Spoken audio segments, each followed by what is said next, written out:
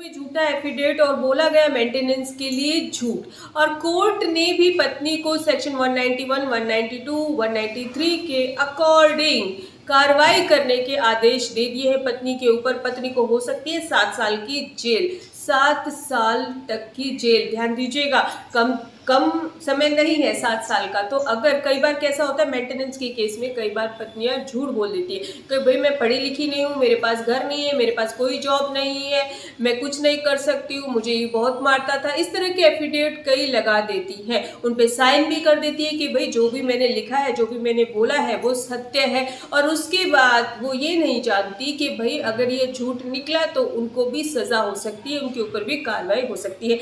ऐसा ही एक केस आपके सामने लेकर आए हैं। और पति लोग सावधान हो जाए कि अगर आपके केस में भी आपकी पत्नी ने झूठा एफिडेविट दे रखा है सिर्फ मेंटेनेंस लेने के लिए, तो आप भी उसको जेल भिजवा सकते हैं, उसके ऊपर कार्रवाई करवा सकते हैं।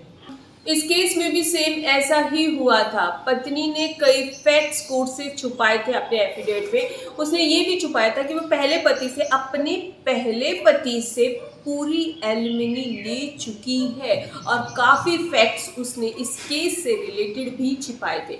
अब पति को जब ये पता चला तो पति ने भी एप्लीकेशन लगा दी कोर्ट में कि पत्नी के ऊपर कार्रवाई की जाए under section 195 writ with 340 CRPC for the offence under section 191, 192, 193।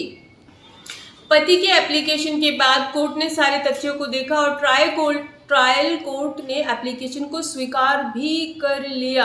अब जब उसने ट्रायल कोर्ट ने एप्लीकेशन को स्वीकार कर लिया, कार्रवाई करने के आदेश दिए, तो यहाँ पर जो पत्नी है वो हाई कोर्ट पहुँच गई। हाई कोर्ट में उसने अपील की कि भाई इस तरह से इस एप्लीकेशन को क्वेश्चन किया जाए। लेकिन जब हाई कोर्ट ने, ऑनरेबल हाई कोर्ट ने सारे केस के तथ्यों को देखा तो वहाँ पे पाया कि जो भी किया गया है सही किया गया है। और हाई कोर्ट ने कहा कि भाई इस मामले में हमारा इंटरफेयर करना सही नहीं है।